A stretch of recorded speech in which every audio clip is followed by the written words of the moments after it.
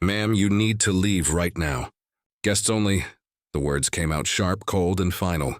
They sliced through the air of the Grand Hotel lobby like a knife. People turned to look. Conversation stopped mid-sentence. The soft piano music playing in the background suddenly felt out of place, like it didn't belong to this moment of tension. Amelia Carter froze where she stood, gripping her 10-year-old son Jordan's hand. She blinked, trying to process what she had just heard. She had walked into this hotel hundreds of times before, but never as a stranger, never as someone unwelcome. Yet today, standing there in her jeans and hoodie with her hair tied back and travel dust still on her sneakers, she wasn't the respected CEO of a luxury hotel chain. To them, she was just another woman who didn't look like she belonged. "Excuse me?" Amelia said, keeping her tone calm even though her heart had started pounding. The security guard, tall and built like a wall, crossed his arms. "You heard me, ma'am. Guests only. You'll have to step outside." His expression was flat, but his tone had an edge of irritation, the kind people use when they've already decided you're a problem. Jordan looked up at his mom, confused. "Mom, what's happening?" he whispered. Before Amelia could answer, a young woman behind the front desk rolled her eyes. Her name tag read Claire. "Sir, it's fine," she said to the guard, loud enough for everyone to hear. "I already told her we don't allow loitering. But she insists she has a reservation. I mean, come on, look at her." A few guests sitting nearby exchanged glances. One man chuckled under his breath. Another woman shook her head, whispering something Amelia couldn't hear. The humiliation burned like fire in her chest. Amelia stepped forward. "I'm not loitering. I'm checking in. The presidential suite is booked under my name, Amelia Carter." Claire let out a short, mocking laugh. "Oh, sure it is," she said, folding her arms. "And I'm the Queen of England." "Ma'am, please don't waste my time. This is a 5-star establishment, and we can't have random people wandering in here. It makes our actual guests uncomfortable." Jordan's small hand tightened around hers. His eyes filled with tears. "Mom, why are they being mean?" Amelia felt something inside her twist. Not just anger, but deep disappointment. She had worked her entire life to build a brand known for luxury, excellence, and most importantly, respect. And here she was in her own hotel, being treated like trash. The guard took a step closer. "Ma'am, if you don't leave voluntarily, I'll have to escort you out." Her breath caught in her throat. For a split second, she thought about pulling out her ID, about proving who she was right there. But then she stopped herself. Why should she have to prove she belonged in a building she owned? Why should she have to justify herself to people who didn't even care to listen?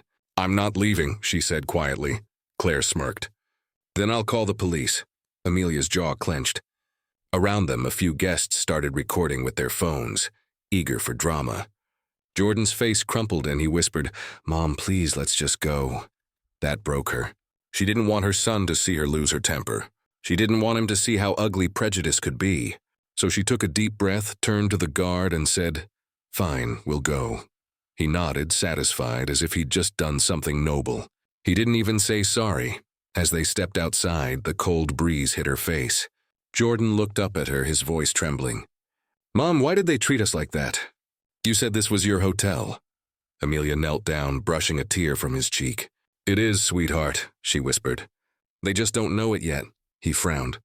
"So what are you gonna do?" Amelia looked back through the glass doors, watching Claire and the guard laughing at the front desk like nothing had happened. Her reflection in the glass stared back at her.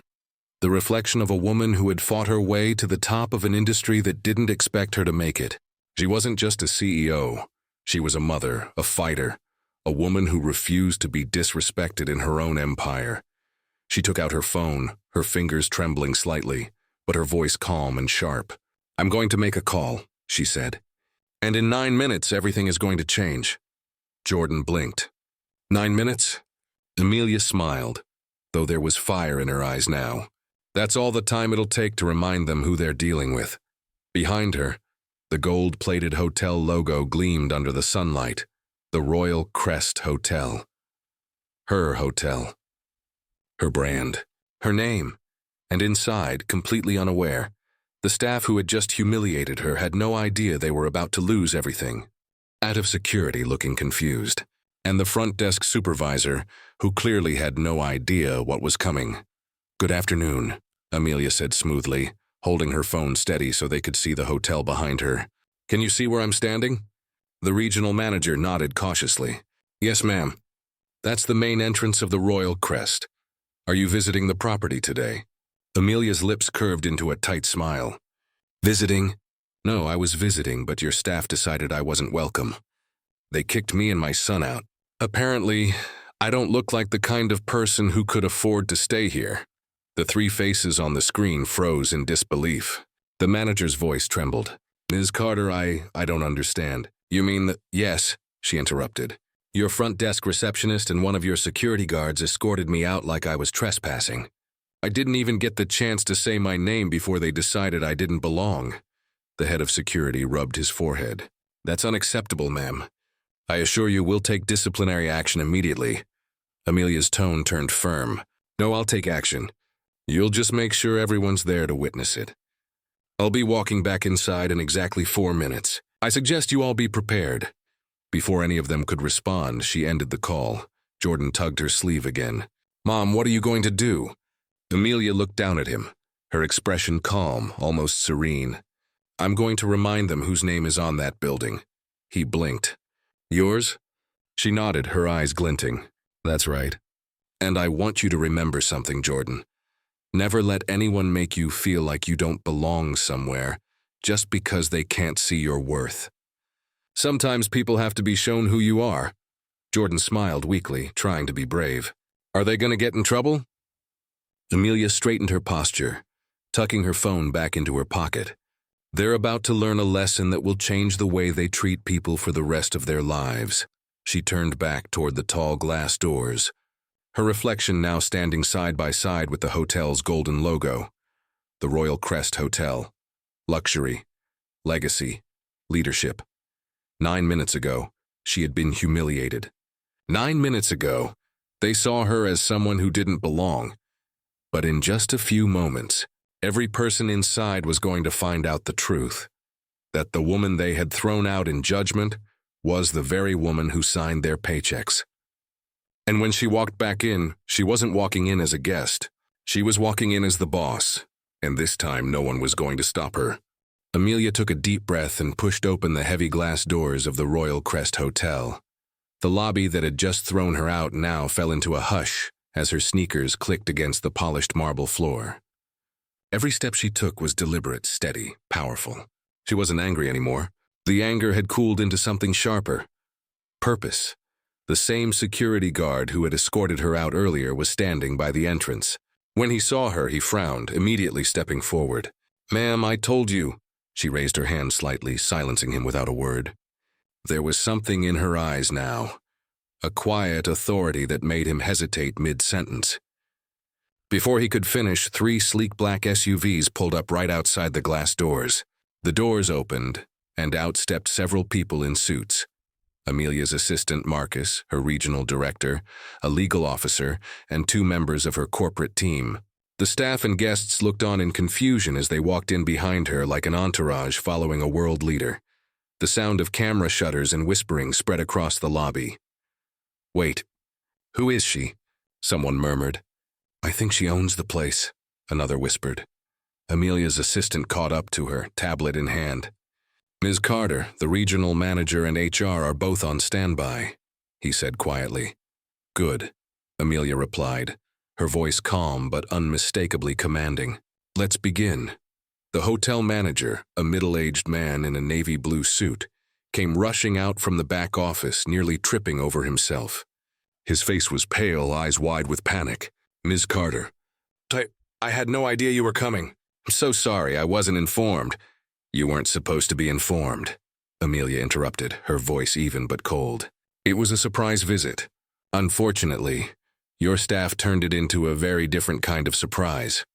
The room went silent except for the soft hum of the air conditioner. Claire, the receptionist, froze at the front desk. Her smirk was gone, replaced with a look of horror as recognition dawned on her. "Ms. Carter," the manager stammered, "I assure you, this is all a misunderstanding." Amelia turned toward Claire and the security guard. "Is it?" she asked quietly. Tell me, what exactly was misunderstood? The part where I gave you my name and you laughed? Or the part where your security guard physically escorted me and my son out of the building I own? Claire opened her mouth, but no sound came out. She glanced around helplessly as if someone would come to her rescue. No one did. Guests had started gathering near the lobby lounge, watching the confrontation unfold in disbelief. The security guard's posture stiffened, his earlier confidence now replaced by shame. "Ma'am, I was just doing my job," he muttered.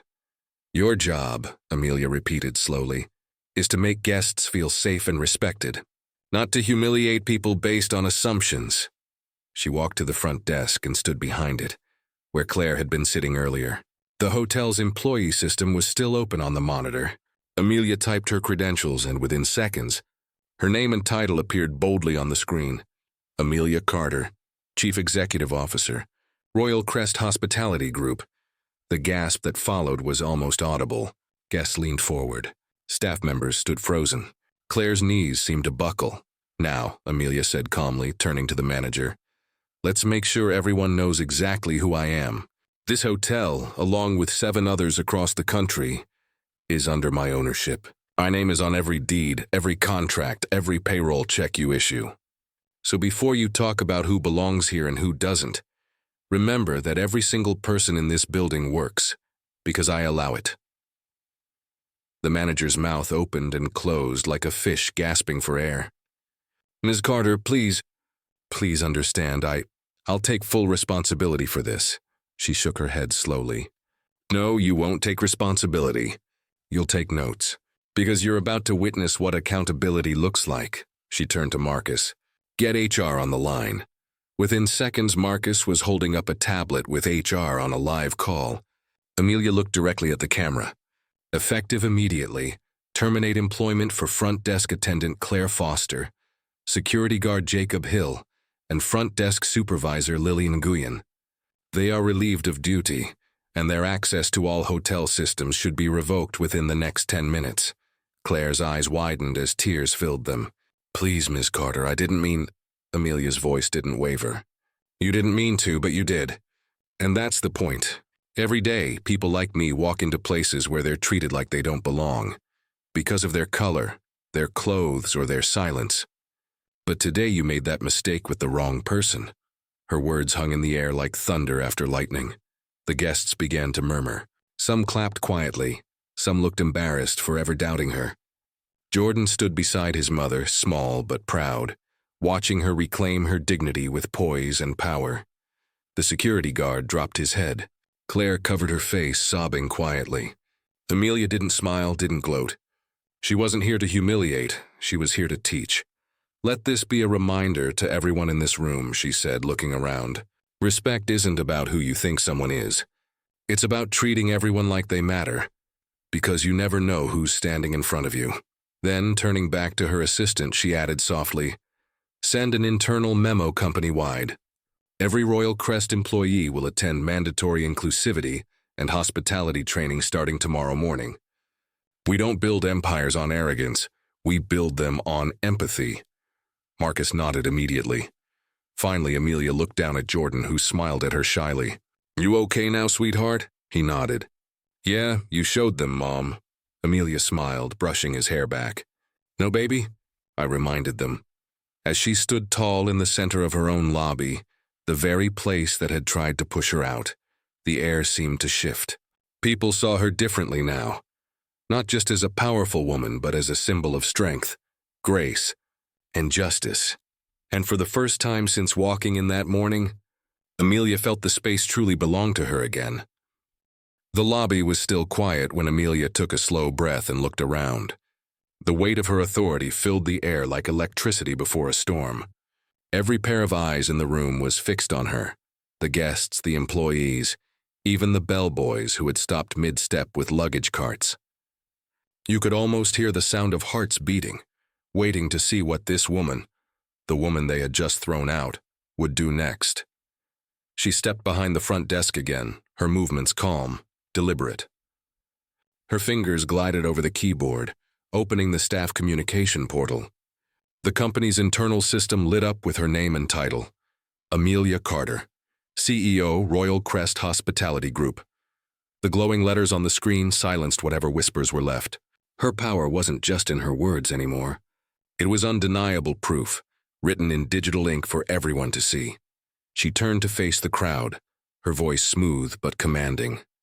I started this company with one simple goal: to create spaces where every guest feels welcome, respected, and valued.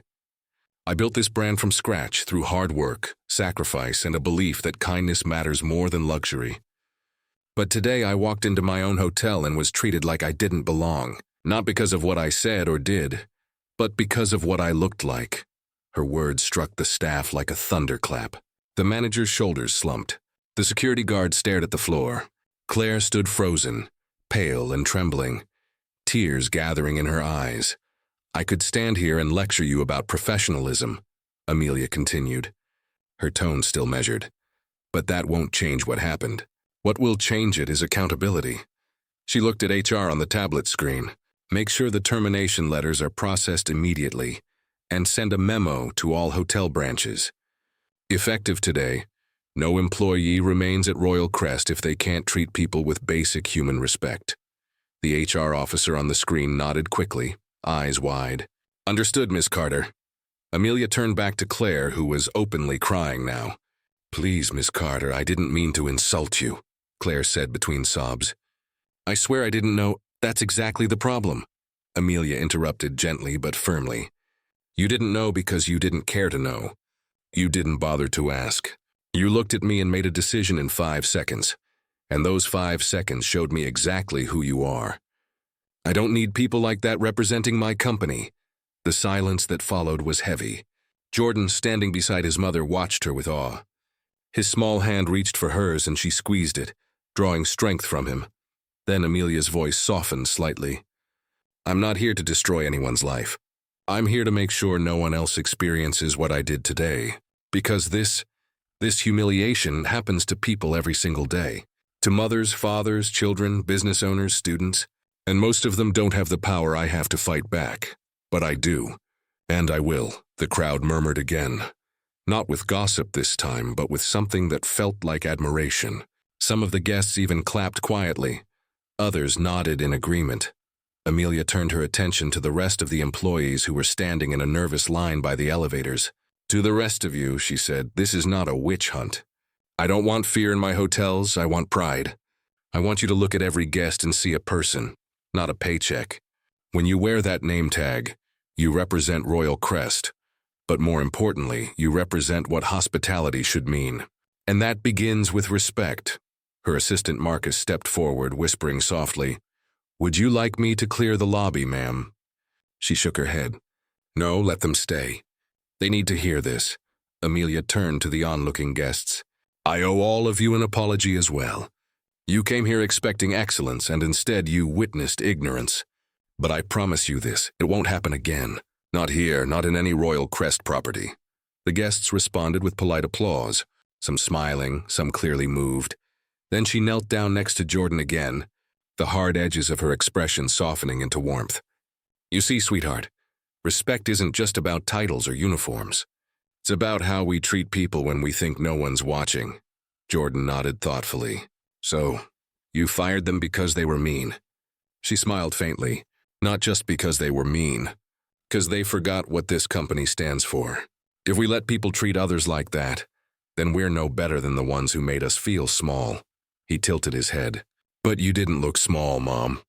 Her eyes glistened for a second, pride flickering through them. That's because I learned a long time ago that you can't let anyone decide your worth. You show them who you are. She rose again and turned back to her staff.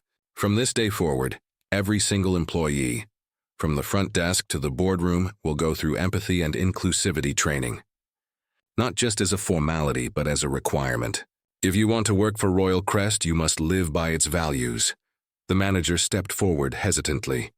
Miss Carter, on behalf of everyone here, I want to apologize.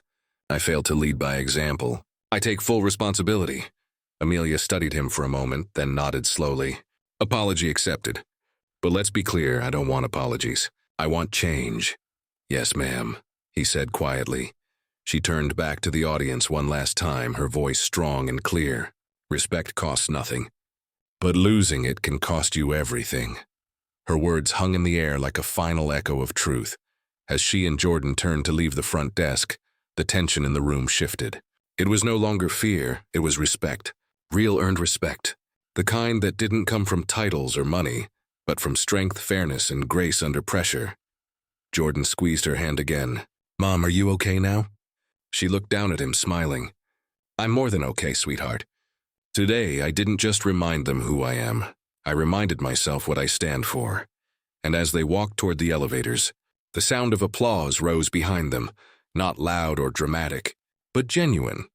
A quiet acknowledgement of justice, leadership, and the kind of dignity that can't be bought. That night, the hotel that had humiliated Amelia in front of her son was suddenly filled with whispers about her story. The same lobby that had looked down on her that morning now carried an air of respect and awe. Every employee moved carefully, aware that the woman staying in the presidential suite wasn't just any guest. She was the boss, the founder, the very reason they had a paycheck. But Amelia wasn't thinking about them anymore. She was thinking about Jordan. Inside the luxurious suite on the top floor, the city lights shimmered through the tall windows like tiny stars trapped in glass. Jordan sat cross-legged on the king-sized bed, surrounded by pillows bigger than him, munching on chocolate-covered strawberries. The tension of the day had melted away from his little face, replaced by comfort and safety. Amelia stood by the window, her reflection blending with the glowing skyline. For the first time all day, she let herself breathe. "Mom," Jordan said, breaking the silence, "are you still mad?" Amelia turned to him with a tired smile. "No, sweetheart. I'm not mad anymore." He tilted his head, curious. "You looked like a superhero when you walked back in." "Everyone was so quiet." She chuckled softly and walked over, sitting beside him. "A superhero, huh? I don't know about that. I was just doing what was right." Jordan leaned against her shoulder. "But you didn't yell. You didn't even get angry. You just talked and everyone listened. That's because real power," she said gently, "doesn't always have to be loud. Sometimes it's about staying calm when everyone expects you to lose control." She brushed his hair back. "Remember that, Jordan. Don't ever let anger speak for you. Let your actions do that instead." He nodded slowly, absorbing every word. As the night deepened, Amelia walked over to her desk and opened her laptop. Notifications poured in, emails, messages, alerts. Someone had filmed the entire incident in the lobby. The video had already gone viral on social media. Millions of people were sharing it with captions like, "The CEO who stood her ground," and "This is how you handle discrimination with class." She watched the clip in silence. There she was, standing tall and calm while the staff who had mocked her looked small and ashamed. The comments were pouring in. "Powerful woman. Grace under pressure." She didn't just own the hotel, she owned the moment. Amelia exhaled slowly. She hadn't wanted attention, but maybe, just maybe, this was what the world needed to see. Not anger, not revenge, but accountability. Her phone rang. It was Marcus. "Ma'am, the video's everywhere. The board's seen it, the press is reaching out, and the company's stock, well, it's rising." She smiled faintly. "Good. Maybe now people will finally understand what Royal Crest stands for." "They do, ma'am," Marcus said proudly. "Everyone does." After hanging up, she turned back to her son. "You know what, Jordan? Tomorrow morning we're going to meet with the new team. I want you to come with me." He looked up, surprised. "Me, why?" "Because I want you to see how change starts. It doesn't start with firing people. It starts with teaching the ones who stay to be better." The next morning, Amelia walked into the conference room where the new staff training was set to begin. The room was filled with employees, some from the Royal Crest branch, others from nearby locations who had come after hearing what happened. There was tension at first, but it wasn't fear. It was reflection. People wanted to learn. Amelia stood at the front of the room dressed in a simple white blouse and black slacks. Her presence was quiet but magnetic. Jordan sat in the front row, watching her like he was witnessing magic. "I know the past 24 hours have been uncomfortable for many of you," Amelia began. "And that's good. Growth doesn't come from comfort. It comes from discomfort, from realizing something has to change. She paused, letting the words sink in. When I was your age, she continued, glancing at Jordan with a smile, I worked in hotels where no one thought I belonged. People ignored me, looked past me, and sometimes even laughed at me. But I didn't let that stop me. I learned that kindness and professionalism are the real measures of greatness, not someone's appearance or background. The staff listened intently. Even the manager from the day before sat near the back, his face serious, taking notes. This company, she said, is not just about five-star service. It's about five-star humanity. Every guest who walks through those doors should feel seen, safe, and respected. Because that's what hospitality means. And if you can't offer that, then you're not in the right place. Applause broke out. Soft at first, then stronger. Some employees even stood. It wasn't out of obligation. It was genuine respect. Amelia looked at Jordan, who grinned proudly. Mom, you really are a superhero. She laughed quietly. Maybe just a mom who knows when to stand up. Later, when the meeting ended, Amelia walked with her son through the lobby once more. It looked different now. The same floor that had echoed with judgment just a day ago now felt warm, welcoming. Employees greeted her sincerely. Guests smiled. The air was lighter. As they stepped outside, Jordan looked up at her. Mom, do you think they'll be nice to people now? I think they've learned, she said softly. Sometimes one moment can change a lot of lives. He nodded thoughtfully. Like 9 minutes? Amelia laughed. Exactly like 9 minutes. They stopped near the car, the hotel shining behind them like a new beginning. Amelia took one last look at it, not as the building she owned, but as the lesson it had become. Remember this, Jordan, she said as the driver opened the door. Respect isn't something people give you.